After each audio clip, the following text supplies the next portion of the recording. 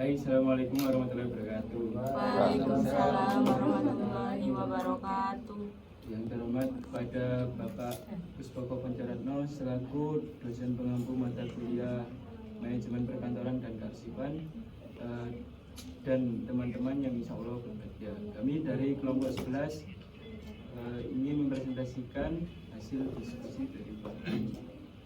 Pertama akan disampaikan oleh teman kami, Starhan. Untuk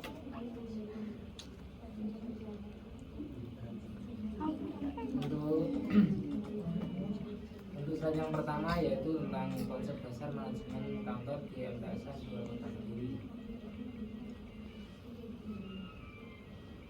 Lingkungan kerja menurut Niti Semito dan Rahmawati adalah segala sesuatu yang ada di sekitar pekerjaan dan dapat mempengaruhi dirinya dalam menjalankan tugas yang dibebankan. Lingkungan kerja menurut yang menjadi indikator lingkungan kerja menurut Sudarmayanti dalam Budiono dan Amira sebagai berikut. 1. Kemampuan bekerja adalah suatu kondisi yang dapat membuat rasa aman dan tenang dalam melakukan pekerjaan. Yang kedua, hubungan pegawai dengan pegawai lainnya yang mana harus harmonis karena untuk mencapai tujuan prestasi akan lebih cepat jika adanya kebersamaan dalam menjalankan tugas-tugas yang dibebankan.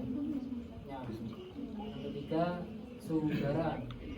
Suhu udara adalah seberapa besar temperatur di dalam suatu ruangan kerja pegawai. Bab 2, lingkungan fisik kantor. Lingkungan kerja fisik adalah segala sesuatu yang ada di sekitar para pekerja yang mana dapat mempengaruhi dirinya dalam menjalankan tugas-tugas yang dibebankan.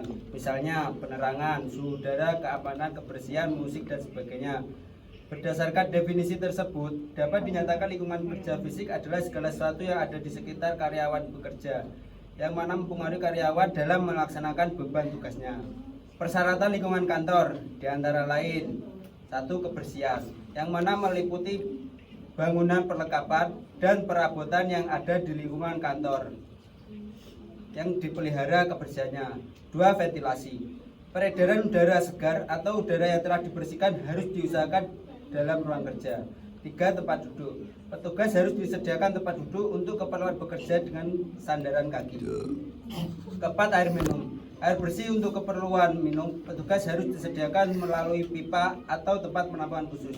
Dan terakhir, lantai, gang, dan tangga, yang mana harus dijaga agar tidak mudah tergelincir.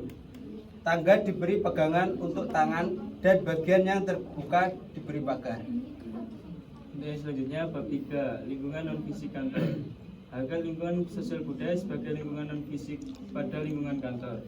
Beberapa ahli mengklaim bahwa lingkungan kerja non-fisik adalah lingkungan sosial budaya. Istilah sosial budaya menunjukkan saling hubungan yang erat antara faktor sosial dan budaya.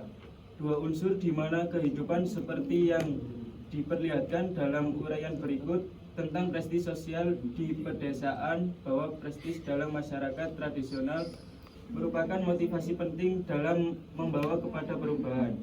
Motivasi terhadap prestis terdapat dalam faktor-faktor kultur sosial tradisional yang menjelaskan perubahan pada masyarakat tradisional. Keinginan terhadap prestis menjadi suatu prioritas utama. Hubungan sosial budaya pendidikan.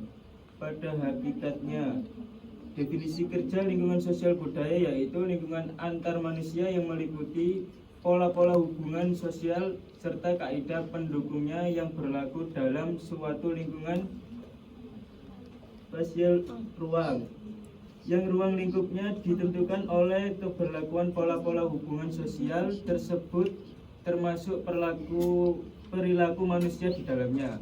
Indikator lingkungan sosial kantor, pendidikan, sekolah. Lingkungan sosial adalah tempat di mana masyarakat saling berinteraksi dan melakukan sesuatu secara bersama-sama antar sesama maupun dengan lingkungannya.